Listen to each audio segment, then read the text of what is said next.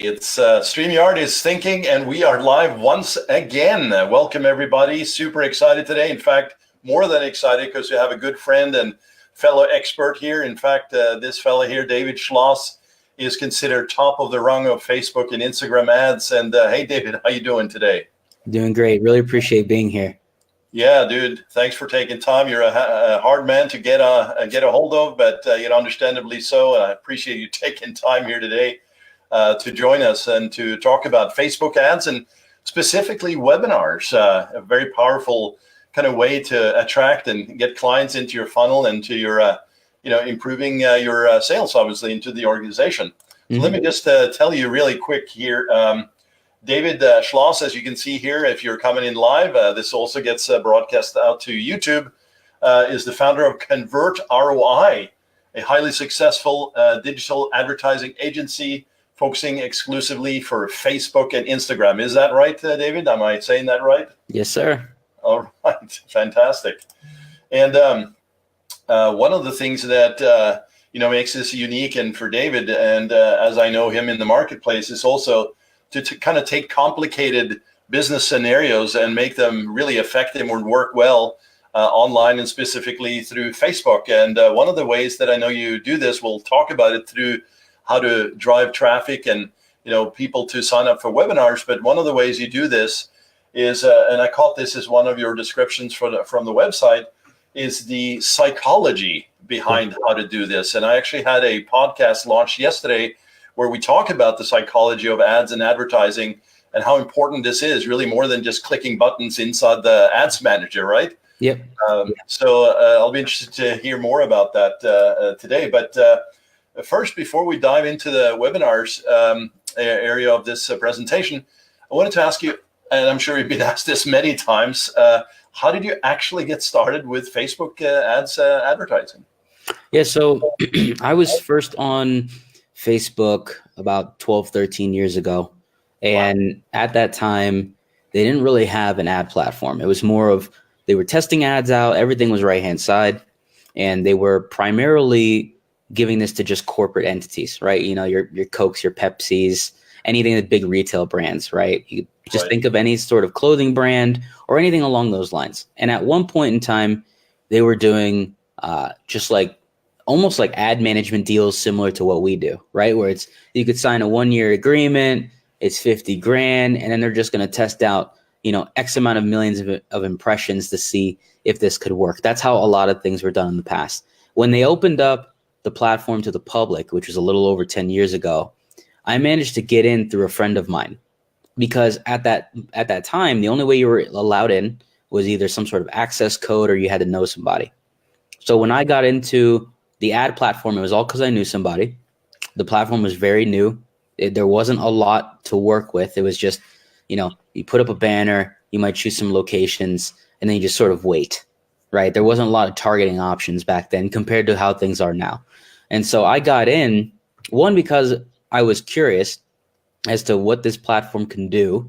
And this was 10 years ago I was thinking this. It's like, all right, if I could figure this out, then I might have something business-wise on my hands. At the same time, this will be how I can earn some money and keep myself, just afloat. Because I was in college when this whole thing happened. I was not going into advertising by any means. It was something I fell onto and started to love the more I dove into it. And I first was doing SEO. I was doing web development and web design. Like I was playing with everything, trying to figure out what I enjoyed to do. And then also would be willing to work with other people to do it for them. So I had an agency basically on paper since I was 18. So about 12 and a half years ago. And I was just doing little things here and there, nothing crazy, just trying to make some money. But then when social networks started to offer ads, primarily Facebook, I was trying to run with it as much as I could.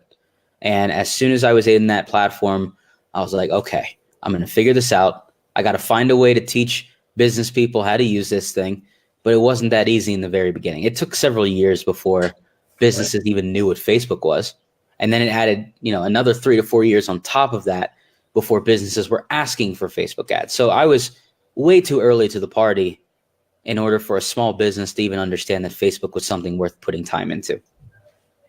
That's interesting. Yeah. And getting into it, was it just, hey, I got to figure this out just for interest purpose only? Or did you quickly sort of think, you know what, I might actually have an angle here to build something unique and stand out in the marketplace? Or was it more like, I'm just going with the flow here on this one?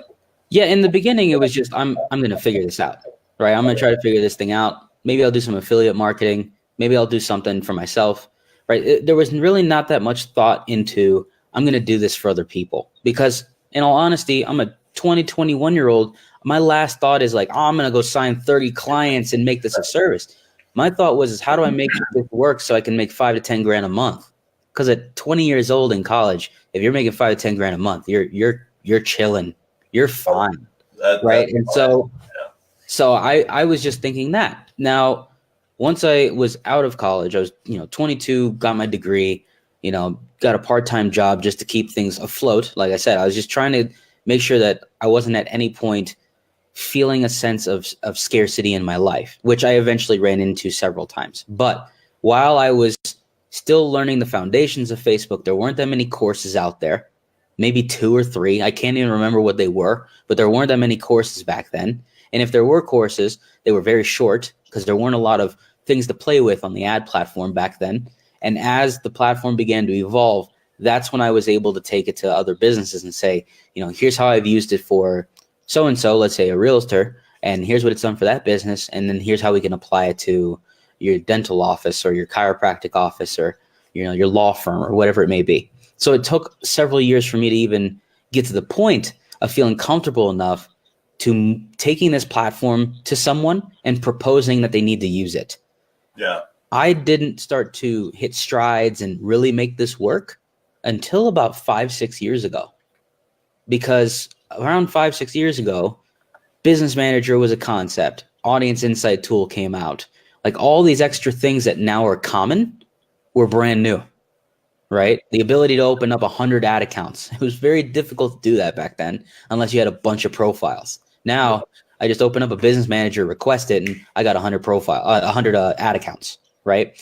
Nice. So all this stuff that's very common now was uncommon before, and I really wasn't able to turn this into a true business until about 5-6 years ago. So imagine I went basically about 4 to 6 years just throwing everything against the wall to see what sticks, and then finally something was sticking to the wall, but it took almost 6 years. That period right there, David, that requires some grit, or there's something driving you on that one, because so many would give up, right? It's like, dude, what the hell am I doing here, right? So that speaks volumes to kind of your tenacity and your pure grit on that one. So kudos, even though I know it's probably not have been easy with all these ups and downs.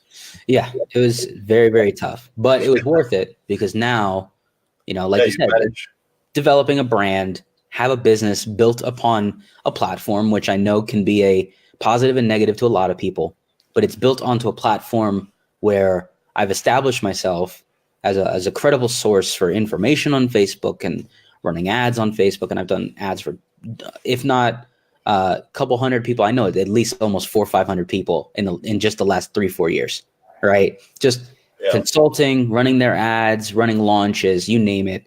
And I truly do feel that the platform is what took me out of obscurity. Like it saved me from completely quitting in business. It saved my relationship because I was trying to find a source to rebuild my financial situation and believe in myself again. Like everything all stemmed from Facebook.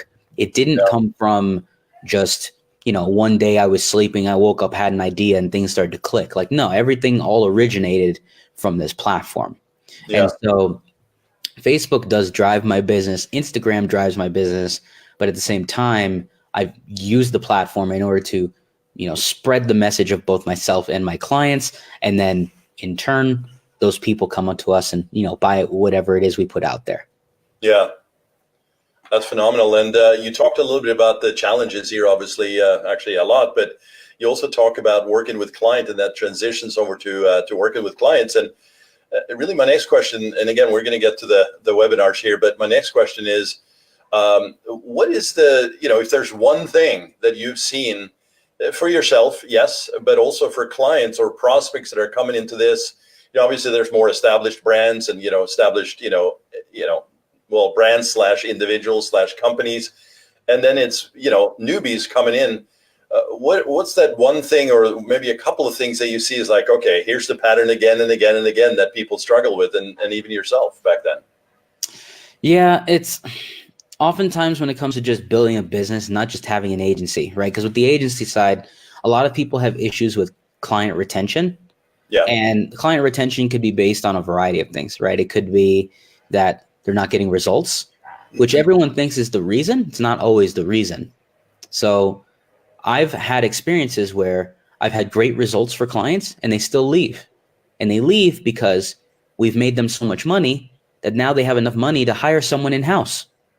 So they don't need me anymore, right? That's not a bad thing. You've helped them grow. It's a fantastic testimonial. Yeah. But the bad part of it is you lost the client, right? But your client retention is not terrible. That just means you helped them grow and they decided that they wanted to go in another direction. That's not a bad thing. It happens. But some people have client retention issues, right? They can't get results. They don't know how to communicate what's going on in campaigns, and that could frustrate a lot of people. They don't communicate in a sense of not just can you not explain what's going on, but you don't check in with me every week or every other day. Like there's just a lot of communication problems that break down in a client relationship, and that's why a lot of people leave. And then on top of that, it could be that you're entirely reliant on the client to give you all the information to make this successful. The reason why clients hire you is for you to use your brain and your creativity or your team's creativity to help them grow their business. Yes, it's a team effort. Your team or you plus the client have to work together, but the client doesn't want to have to do 90% of the thinking. They still want you to do most of the work. They will come in when they need to. And if they still feel that they're heavily involved in that process, even though they've hired you, they don't need you anymore. So a lot of agencies are having this issue with retention because they don't know how to convey or communicate how to do things, what they need to do, why they're doing certain things. And even if it's successful, if the client feels like you're ignoring them, they're going to leave you no matter how great your results are. And so, yes, results are important, but so is the communication part. That's where a lot of businesses fall apart anyway, not just agencies. We're talking any business. If you can't follow up with your leads, you can't communicate with those who are ready to pay you, but you just haven't called back. Like there's a variety of open loops that never get filled. And a lot of it is around communication. So the reason why I feel like my agencies continue to grow is because I just know how to communicate. You don't have to be communicating immediately. You just need to get back to people in a timely manner, whether it's 12 hours or 24 hours or, for some people, it's like, as long as I get back to you in the next 2 days, you're good. Yeah. And that's all you got to do. It's like, at least communicate back before you do anything and then go do your work. Yeah. That makes everyone happy.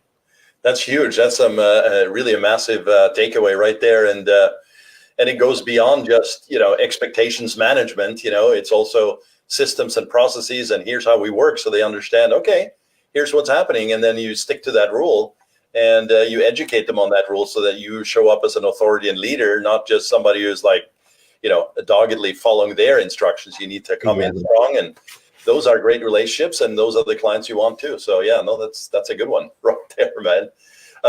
Before we dive into the Facebook ads here, let me get rid of this. This is marketing land right there. We know about the Facebook's evolution and recent announcements from F8, of course, with the groups and Messenger and privacy policies galore. The Congress and all that stuff we saw last year. But one of the things that are happening, is automation and bots, and we see this across many forums and discussions out there. Google, of course, included in this, and Google is making forays into this, as well as Facebook. And here we have Facebook gives small businesses new advertising and engagement tools. A new article on Marketing Land today. Just wanted to get your perspective. Do you think that it'll get to a point where it's like, dude, the software and the AI engines, if you will, the machines will just take over, and the ad guy or gal is just like, hey, I'll give you some copy and upload some data points and maybe an email list or whatever, and then let it rip. What do you think about this sort of change or direction? Yeah, I don't think it's going to be entirely run by AI, and here's my hypothesis on that. It's because, if everything is run by AI and it's all going to be successful, I mean, how are you going to have millions upon millions of advertisers all having successful campaigns, right? There's going to be multiple lawyers, multiple dentists, multiple realtors in certain locations, all bidding on the same things, all targeting the same people. Not everyone's results are going to be successful. So even if the entire platform was run by AI, someone's going to lose on a bid, someone's going to lose out on conversions, someone is going to be spending more than another advertiser, naturally, right? That's how it is now. Right. And so here's the funny part. We still have to activate the AI. There's still a human element to it. I still have to connect you to an account. I still have to make sure that everything is set up correctly in order for an ad account to even deploy a campaign. I still have to click create campaign, right? There's still a lot of elements to it that involve a human. Now, a lot of AI might actually reduce how many people are on your team. That's one thing. Like, do I need a team of 20 to manage 30 clients? No, I actually only need a team of 7 or 5. And a lot of businesses in the past, if you had 40, 50, 100 clients, you needed like a team of 40 people to manage that. You don't anymore, right? There's enough tools out there where one person can manage 5 to 10 accounts by themselves or more. I've seen it done with even more. So I think these tools actually just make it a lot easier for someone to deploy things, not necessarily make it 100% self-managed, because there's plenty of tools I've tested where it's, it's like, oh, we manage the whole campaign for you. You don't have to do anything. And it's done by our automation rules. And I've seen automation rules go absolutely crazy, outspend what they're supposed to spend. CPAs don't make sense. And it was all preset and everything looked good. And as soon as they go live, they don't always work. So for some reason, gut instinct still works incredibly well when it comes to advertising. There are moments where I look at something, and even though clearly Facebook says it's not working, I give it an extra day, and the following day, it's one of the best performing ads. Happens a lot. So if we become so dependent on the machine to do everything, I also feel that there's going to be plenty of opportunities for the machine to go, this isn't working, but I'm going to keep spending money anyway, right? Versus where I would look at that and go, oh, this isn't working, I'm going to turn it off. Let's stop spending money here. Yeah. Right. So I don't know if it's just Facebook's way of creating dependency, right? Where it's like, okay, you become dependent on this thing. We do everything for you. It makes it very easy. You put 100 in, we help you make 200 back, right? It's a very BizOppy style scheme, but I don't think it's going to work that way. There's still going to have to be involvement. There's still going to have to be someone analyzing everything. Yeah, exactly. Yeah. And of course, in this sort of conversation, what happens is people like to hype this and create, fear, right? So that means more press, more clicks, more advertising, and the engine keeps going on that. And, there's a big part of what we're talking about here today. We even mentioned the word earlier, psychology, copywriting, an engine that just whips out the best copy on the planet. Don't see that happening anytime soon. It's about the human connection, and that still has to be proven. Right? So. Yeah. Great. Well, you know what? Let me just flip over real quick to this screen here. We're going to dive into the webinar section. This is great to get a foundation. And this looks complex here. It's not meant to be. It's just really a picture here. This was from actually a previous podcast where I talked about VSLs and webinars and structures. And what I'm doing here is I'm just simply sharing real quick before David comes in and talks about how to fill up webinars. But essentially, the model is simple. There's a click that happens, inbound traffic to a page, opt-in registration, goes to a webinar room, a calendar or an application form, etc. Booking. You can just basically self-select into the process, and the sales team works on closing that at the end. There's one at the bottom I just wanted to call out, and I'm sure David, you'll talk about this. Is what we call the minimum viable funnel, which is a long form video or copy at the front end. And then straight to an application form and then confirmation, right? So it's really a big shortcut here in this guy here. And we've tested this as well, but I know you have a lot of experience with this, but I just wanted to set the stage here for this next conversation, because I'm really interested in how you approach this and fill out webinars. If you want to take us through your steps, that would be awesome. Sure. So there's two types of webinar funnels, and I'm not saying two types as in live versus automated, right? To me, that's still a webinar funnel either way. One's just presented live and the other one's not. What I'm talking about is one funnel being that you just go straight to registration, and another funnel being that there might be an additional opportunity for you to bring someone in before you present a registration page to them. So a lot of funnels that we run right now are direct to registration, right? So webinar is taking place on Wednesday, or webinar is just in time or running every hour. We send them straight to a registration page. A lot of funnels run that way because once you understand your metrics, you can cut off as many steps as you want. The more people that view your presentation, the better. That's how a lot of clients are thinking in their mind, where it's, okay, for every 1,000 people we bring in, we get 10 sales. Let's just get 1,000 registrations. If each registration is costing us $5, it's going to cost us $5,000 in order to make $20,000 in sales. It's easy math, right? So they just want to keep spending money because they know that for every 5 they spend, they make 20. Very simple. It doesn't start out that way. In the very beginning, you're testing out a lot of variables. How many landing pages does it take before we find one that is going to give us a 30% registration rate or higher? How many different presentation variations do we have to create? One's 90 minutes, one's 70 minutes, another one is 60 minutes. Like, which one's converting better, right? There's all these different elements you have to go through before you get to the point where you're just spending money on traffic and it's working, right? That's normally what happens. Every now and again, we'll come across a webinar funnel that actually does lead magnet first. And the reason why they'll do that is because the lead magnets can usually drive webinar registrations for equal amount to what you would spend to get one direct to registration. Here's what I mean. Let's say your leads cost you $1 to $3 a piece. And then from the moment they become a lead, they're also shown the registration page. And for every $3 lead, you're getting you just need 2 leads in order to get 1 registration, right? So half your leads are becoming registrations. If your webinar registrations were already $6, you're paying the same amount for a registration, but you're getting double the leads, which means that the leads that didn't register, you could retarget them to the registration. You can email them, right? You just find other ways to get them to join the webinar.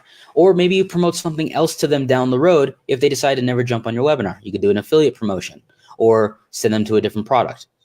And the reason why we'll start with either one of these setups is really just dependent on the client and what their budget is, right? If their budget is let's just say on the lower side, they need a result now. They need something now in order to determine how something will be working in month 2 and month 3 and beyond. So their funnel is most likely going to be registration, thank you page, live room, or if it's going to be a live webinar, it's just going to be the room where the webinar is taking place, a replay page, a cart page, and a thank you for purchasing, right? That's the whole funnel. There might be a VSL, and the VSL is only used for retargeting purposes or to send someone through email in order to get them to buy if they've already watched the webinar, right? That's all the pieces. And you could do one of each and you're good. 5 to 7 pages, you're done. But once again, not every funnel works on the first try, right? So that page that you created most likely might have to be updated once or twice. That VSL might have to be shortened or lengthened. That presentation might have to be shortened, or maybe the pitch isn't good enough, right? There's always going to be an adjustment to be made so that your webinar consistently converts. But from a traffic standpoint, the dialing in of your cost for a registration is actually where most people get hung up in the very beginning. And that's actually the easiest part, because once people are joining your webinar, that's when the hard part begins. Where are people dropping off your webinar? Are people making it to the pitch and just not buying? Like, that's when things really get difficult. If you're having an issue with the traffic, that's because what you're delivering is not a hot enough topic to the marketplace for them to sign up. Or there's already dozens upon dozens of people talking about the same thing, right? And I'm sure you've experienced this too, where, not everyone could talk about drop shipping, right? If there's 100 people talking about drop shipping at the same time, someone is not going to get the result that they're looking for, at least one. And it might happen to be you. So you have to change up the subject matter to fit something that is more unique to that marketplace. Now, you can still talk about that subject. I'm just using drop shipping because it's a hot topic still, right? Yeah. But how do you change that? High ticket drop shipping, how to do high volume drop shipping, how to do drop shipping without AliExpress, how to do US based drop shipping, how to do drop shipping with Walmart and Amazon, right? just change up the subject slightly and you look entirely unique to that marketplace. So you will be getting much cheaper registrations or leads going through your funnel, right? And once you solve that, the rest of the funnel is really starting to take shape. That's when you do the real work, which is seeing whether or not people are viewing the presentation and eventually getting to the cart. Right. Yeah, you talk about the cart, which ultimately is a sales conversion at the back end, whether it's a credit card or, on the phone. Yeah. Right? Yeah. The cart could be getting on the phone, filling out an application, getting on the phone. It could be just from the webinar page direct to a page that says, leave your credit card or pay through PayPal, right? The point is just getting to the point of sale.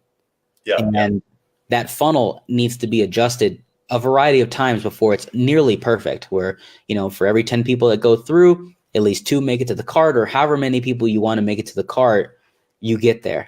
But you first got to dial in the messaging. And surprisingly, most people think that's where the hangups begin. That's not where the hangups begin at all. That's just one obstacle in a much larger scheme of things that you're going to be dealing with as you are optimizing this funnel. Yeah. That's awesome, man. And, when we talk about webinars, of course, we're going to talk about, a more established brand or established, presence in the marketplace, has a business that's already there.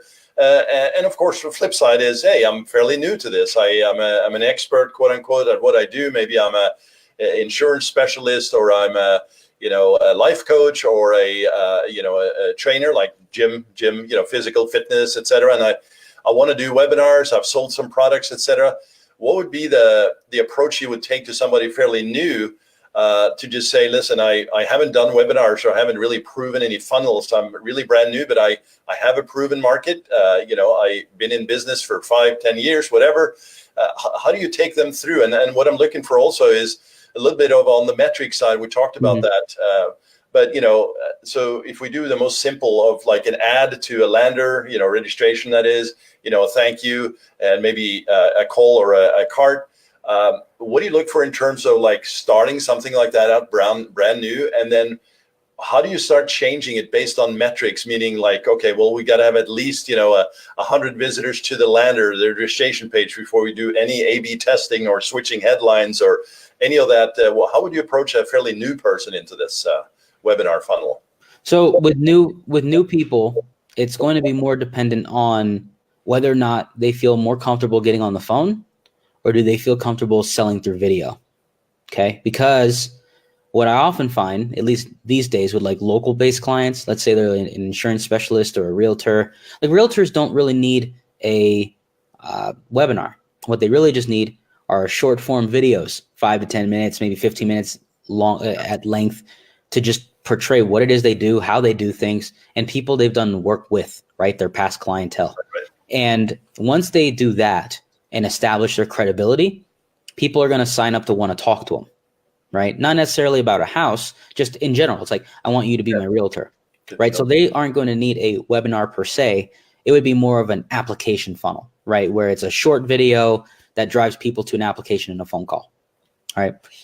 With these other businesses that I'm working with that, they want to start with something fresh and they're not sure if they should go webinar route or case study route, or, just something more short form. I often tell them, like, have you done a webinar before? No, I have not. Okay. Have you ever scripted a webinar before? No, I have not. Okay. Have you ever done 100+ slides before? No. Okay. Automatically, I'm going, what's easier for this person? Is it easier for them to be on camera for 5 to 15 minutes? Or is it easier for them to script out 100 slides and then sit down and record it with charisma and then load it into a webinar platform? Most likely not. There's a very good chance they're not a good fit for that. Most people who do webinars have done at least one already, meaning they took the chance to do all the scripting. They did the slides themselves. It could be the worst webinar in history. It doesn't matter. The fact that they did it one time on their own free will is usually a good enough reason for you to try again, because they already know the work involved. Yeah. Whereas someone who's never done a webinar and you tell them, here are all the steps we got to take in order for just the webinar to be done, not even the funnel, just the webinar. If they look at all those steps and they freak out a little bit, it's not a good fit for them. It's worth them doing something else first, meaning let's at least get a case study funnel built out, 3 pages in depth. Maybe it's just a straight to case study. It's a 5 to 15 minute video. It's almost like a VSL, a video sales letter. And then there's a button below to click through and schedule a call or fill out an application and then schedule a call. Let's do something a little more simplistic just to get your feet wet and maybe even build up some phone calls so that you can, create some business. And while that's coming in, then we can focus on a webinar if it fits your business model. And then from there, we'll figure out where the next steps go. Now, let's say someone comes to us with an existing funnel. They're already running some traffic through it.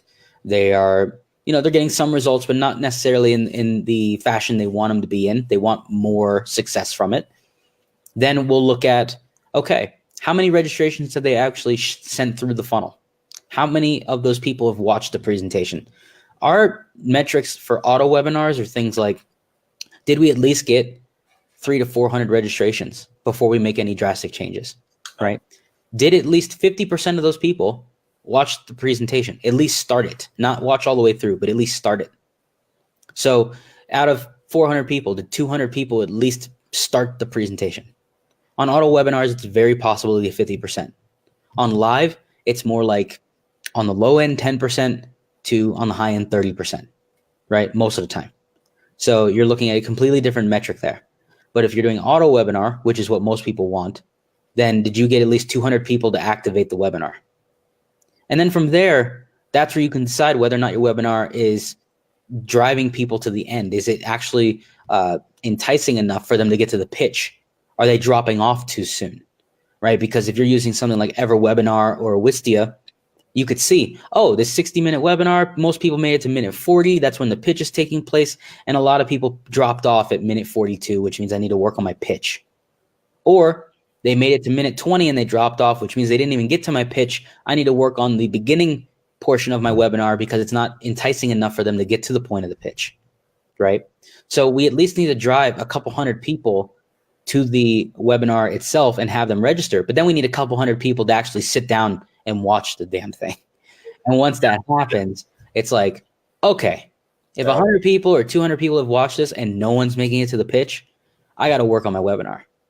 And that's not even the page. We're not talking about the variations of the landing pages. We're not talking about the cart. We're not talking about anything. We're talking about just the webinar now. And if they haven't even got to the point of the pitch, that's the biggest hurdle to overcome first. Right.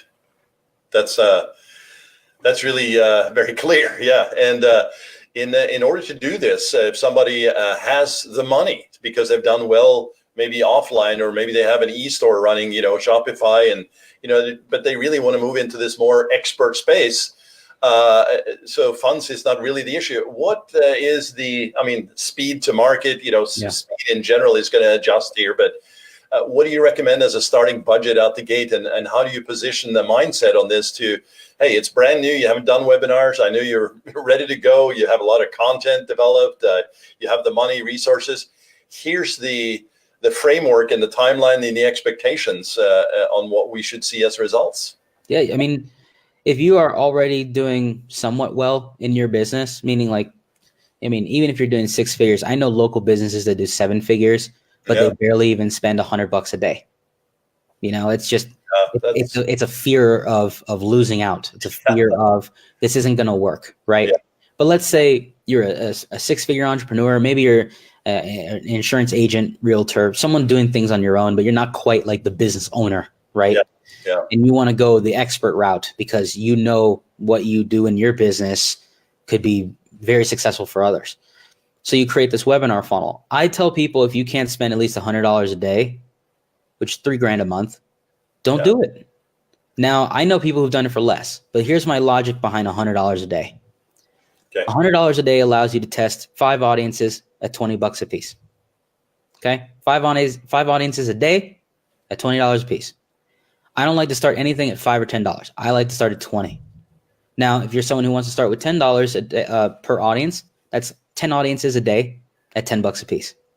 That is a lot of data for you to accumulate for $100. That's going to allow you to determine whether or not people are actually engaging with your ads. And you need that data. Because if you're doing anything for $5 at a time, unless you're doing dozens upon dozens or hundreds of ad sets at a time, you're not going to get the data you need to know whether or not your subject matter is something people want to consume or sign up for, right? So I tell them, if you can start with $100 a day, your first month, always assume you're going to lose it. Just assume. Yeah. Even though if you make it back, just assume you're going to lose it. Yeah. And that $3,000 is going to give you all the data you need. It's going to tell you what audiences are working, which creatives are working, which headlines working. It's going to let you know what angle seems to be attracting the most people, so you can adjust your ads to that angle. Maybe we'll even drive 300, 400, 500 visitors, registrations through your funnel. Visitors could be in the thousands, should be. And by then, you'll even have some retargeting audiences. You've had maybe 200 people go through your presentation. Like, you have plenty of data with $3,000 to know whether or not your webinar is going to convert. And for the people who know what they're doing, you might get a sale or two from that webinar. And let's say you're selling something that's $1,000, right? Just for the sake of easy numbers here. Yeah. You sell 2 or 3 sales. You are either close to break even or you've broken even, which is awesome, doing everything yourself. And for others, I've seen people with $2,000, $3,000 turn it into 10, right? It really just depends on what it is you're selling. Yeah. But my point is that you're starting at $100 a day. You're going to get everything you need data-wise. You'll be able to make decisions from there based off the data. And then when you could see the pattern of increase, hopefully that's what you see is people are buying this product or they're signing up for a call. And when you get people on the phone, they're closing. Then you could pass it off to an agency, because most agencies, a lot of the good ones that I know, are not going to run a $3,000 budget. Most of them are going to run 5 or 10 as the entry level. Yeah. Most. And don't get me wrong, I have played around with $5,000 budgets and I've made it work to where now that person spends $40,000 a month, right? I've done that plenty of times. But those are the same people that are committing to me for 3 to 5 months, meaning they've already committed 15 to 25 grand up front to run this stuff. So imagine if I'm telling you to spend $100 a day, and that's $3,000. You also have to remember, you got to do this every month. Are you comfortable with doing this again? And then doing it again, and then doing it again. So if you're not in that frame of mind to do that, you shouldn't be running ads anyway, because you're not ready to possibly lose money, because not everyone gets it right on the first try. Yeah.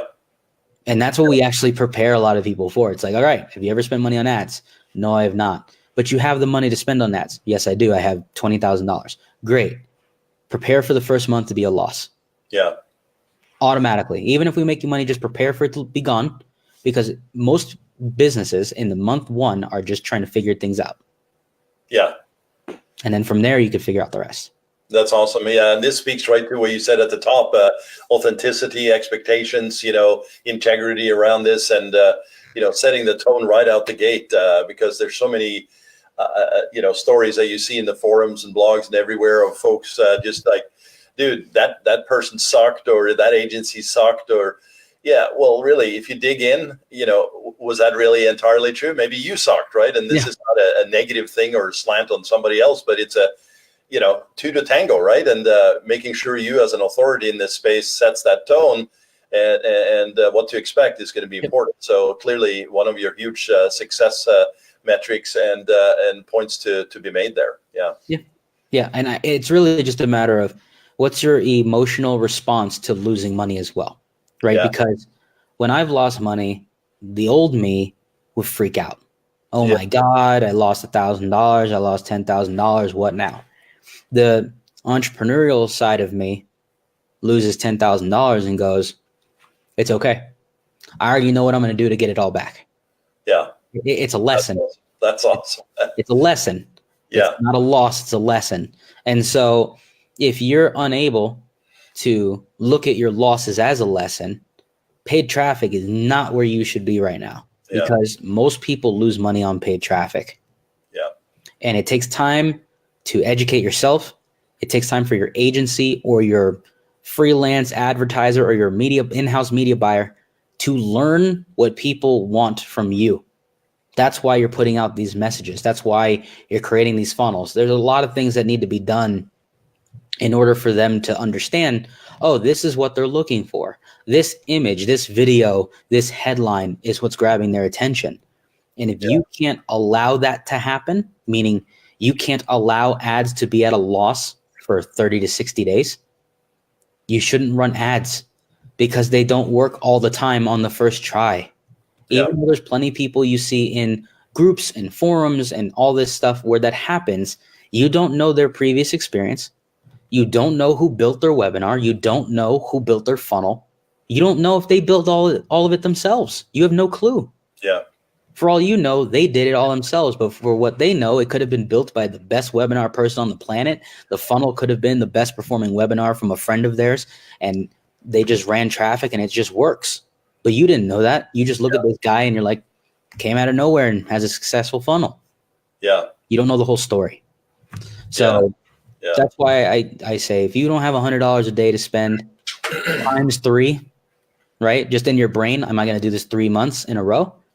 You probably shouldn't run the webinar at all. Yeah. Not yet. Yeah, right. Yeah. But many options, many funnels exist and many models. And, testing is, of course, part of this as well. But yeah, you mentioned the mindset. That's a huge deal. And I guess what we can confirm is webinars are not dead. You hear this a lot, right? You see it online. And huge successful funnel, this webinar funnel. And is that one of the funnels you work mostly with? I mean, we're talking sort of lead gen and e-commerce. Are you more lead gen at the agency or more e-commerce? It's very seasonal, and it's strange. So like in let's say like Q4 of the year, if you asked me this question, I would say e-com. E-com, yeah. If it's Q3, meaning, it's more of like the back to school time / fall, a lot of webinars, a lot of webinars. Right now, from like the Q1 to Q2 transition, Q1 is everything, because in Q1, it's the new year and people are looking for all sorts of solutions, right? Yeah. So they just want to find a solution, no matter if it's a webinar or jumping on the phone. So in the first 2 months of the year, I was just doing a little bit of everything, right? The types of opportunities we had were all over the place. Now, entering Q2, we're finding that a lot of people are looking at one of two things. It's either a webinar, or let's say it's more like a webinar to a sale, or a webinar to an application, or it's direct application. Like, those are the core things. There's nothing else being sent to us right now. And we have e-com clients. Don't get me wrong. We have e-com clients that spend a lot of money, but we're not getting as many people in e-com now as we will in September, October, right? Yeah, that's when that's prime time of the year. That can make someone's entire year. It's from October through December.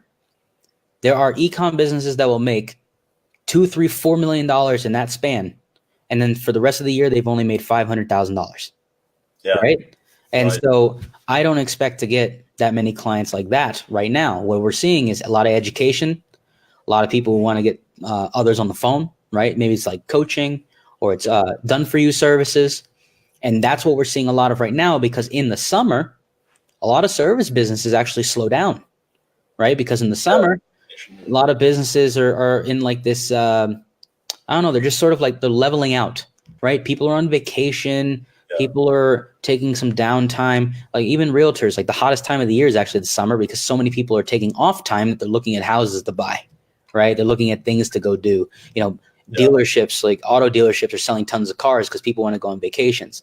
But the marketing provider is not going to get a bunch of people in, the e-com space or the dental space or anything like that during that time of the year, because that's not a hot time for this sort of thing. Yeah. So right now, a lot of education. That's the core focus. We're getting a lot of, people just trying to get more done for you clientele or higher end, high ticket type people into their funnel. But it's not necessarily all webinar, right? Webinars are a part of it. They end up becoming a part of the overall situation. But most people are coming to us saying, all right, I have an application funnel and I have a webinar funnel. I just need to find the one that works best for my current situation. Yeah. I'm going to try them both. That's cool, man. Yeah, we're really appreciative of all this info. We're coming up on the close here, but just sort of tying into this, summing it up there, what is it at Convert ROI? We're going to get to your info in a second, but what's the quote unquote perfect client that you typically would onboard and work with? Yeah, we do very well with digital entrepreneurs. So people who sell online education, whether it's through webinars or getting people on the phone through an application. That's been where, like, my first client was basically in that space when Facebook opened up their platform to more, I'll just call them like more higher end type of clientele, right? Not just the local businesses, but the type of people who would be spending tens of thousands of dollars a month, right? Yeah. And we do very well with them. I mean, we do great with e-com clients too, but we're very selective with e-com because of the products, whether or not they're private label, are they their own creation, is the branding strong, things of that nature. So, if you're someone who sells already through webinar or gets people on the phone, that's a great step one. But then step two would be, what industry are you in? Because there's quite a few industries we constantly do well. And then there's others where it's hit and miss. And that's the type of thing that we analyze with them on the phone or through email when we're communicating as to whether or not it's something we feel we could be successful with. And if it's something we've had success with in the past, obviously we'll take you on. If it's something that maybe we didn't have a lot of success or we haven't done before, we make that very well known to you. And then you could decide as to whether or not you want to move forward. We're not going to force anyone to work with us, meaning even though it's the prospect or the lead that makes the decision, we're not going to take on someone that we haven't had success with before. Yeah. So if we've had 4 clients in a space where we failed all 4 times, most likely we're going to tell them, hey, this isn't for us, but we actually know someone who does very well, and we'll refer that business out to someone else. Yeah. Yeah, this is a great tone here. The authenticity keeps coming back, right? The high integrity, and I saw that from the first time I met you and referred in. And I think we need more leaders like you, David, in this regard. I appreciate that. Yeah. Hey, man, this is awesome. In fact, I have been showing for the folks looking visually here various websites. But what's the best way to reach you online, David? So there's 2 places. Like, you can email me directly, right? You can just email me directly at david@convertroi.com, right? It goes straight to my inbox. I see it. I respond. And quite honestly, if you're interested in ad management or consulting, like, that's the best way to get my attention. Because now my inbox on Facebook gets flooded almost every day, right? Yeah. So if you want to get help now, it's better to just email me direct. The other place that I'm on frequently is obviously Facebook, right? So, they could go to my profile, which is facebook.com/SCHLOSSY, or they can go to my fan page.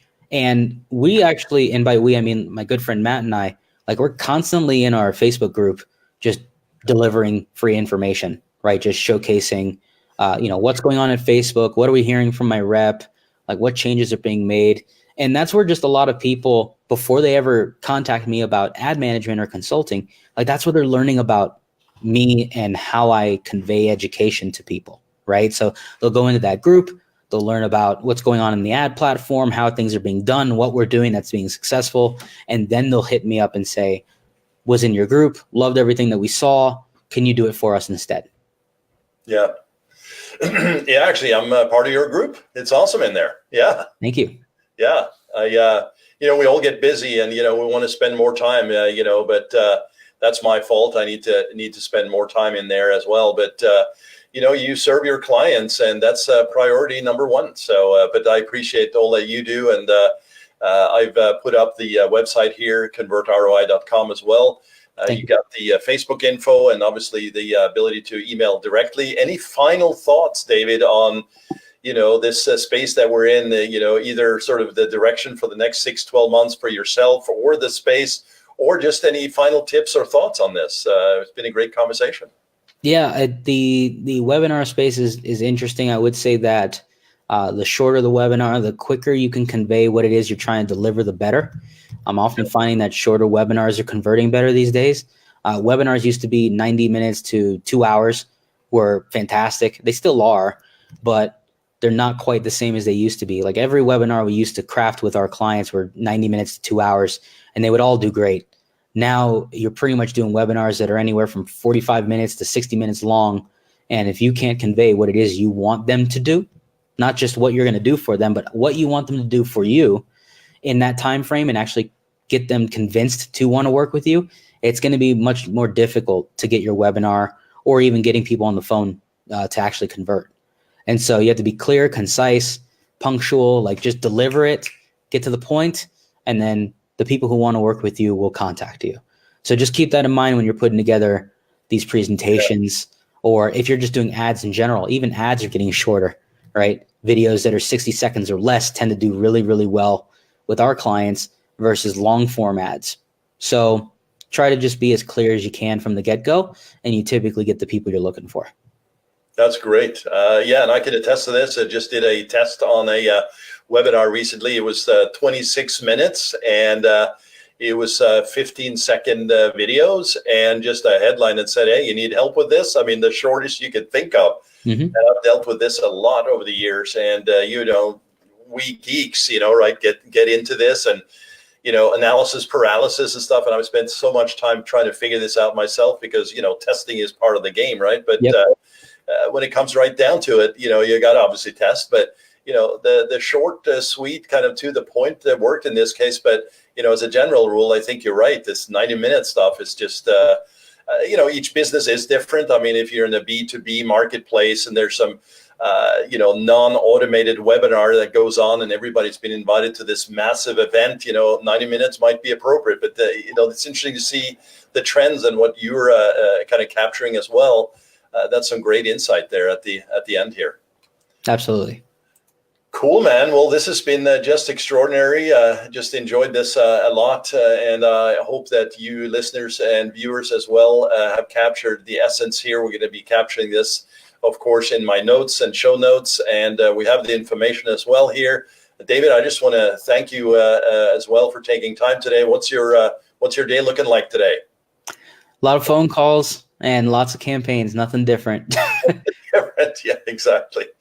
That is awesome, my friend. Well, thank you again, and we'll talk soon. Absolutely. Really appreciate it. All right, brother. See ya. All right.